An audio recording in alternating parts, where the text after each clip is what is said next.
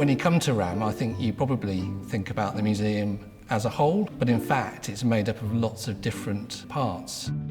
I'm Julien, I'm Head of Collections at RAMM, and I've been lucky enough to work at RAMM since 2004. So I've seen a few of the changes that we're going to see today and how they fit together. The Royal Albert Memorial Museum is just over 150 years old, and it was created as a memorial to Prince Albert.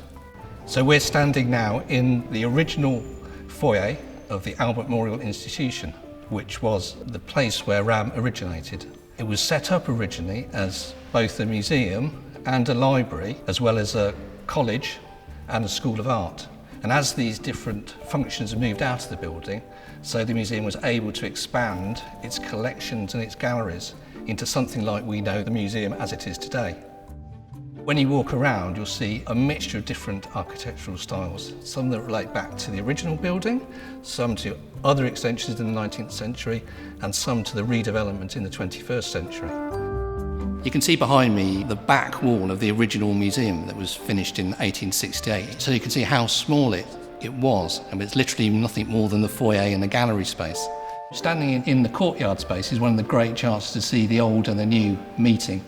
So in this case we've got, if you can look up, you can see the original 1868 wall meeting the modern redevelopment of the courtyard.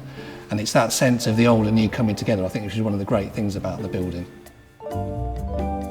So this gallery we're standing in now was built in 1895 and has a wonderful Gothic coved ceiling. The original architectural style that was chosen for RAMM was Gothic Revival, and that's its very distinctive facade. But as architects added galleries to the building, they also used Gothic styles. So when you walk through the World Cultures Gallery, if you get a chance, have a look up and look at the wonderful ceiling, as well as the fantastic displays. Walking around RAMM, you can see a lot of the original architecture still surviving, but it's very rare to see the original displays. So what we have behind us, the Slaydon Gallery, is one fantastic example of a gallery that has virtually unchanged since it was installed before the First World War.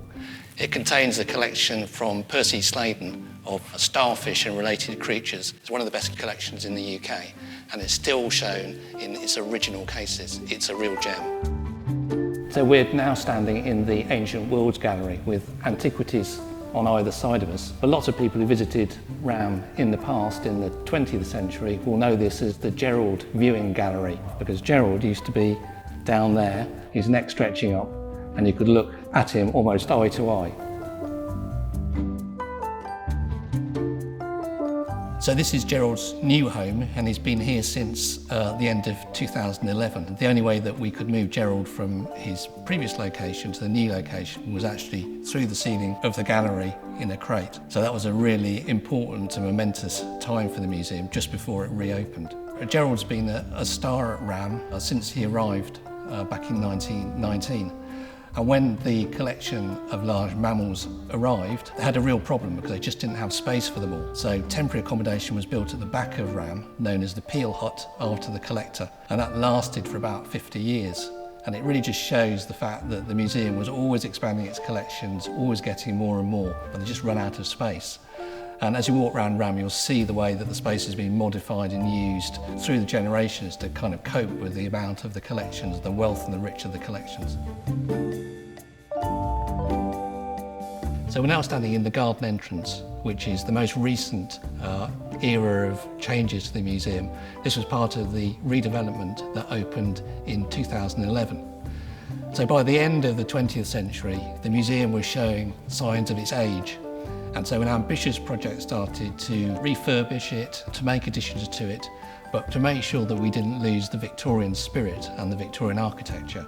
So what happened was a moulding, a marrying of the old and the new, and I think you can see that best in the new entrance. As part of the new development, it wasn't just about refurbishing the old spaces, it was about creating new spaces as well, because one of the key things that we wanted is to provide people with changing exhibitions and new content. So the building of this space, the new Gallery 20, was key to the redevelopment as a way for people to come to RAMM and always be entertained and enjoy new content.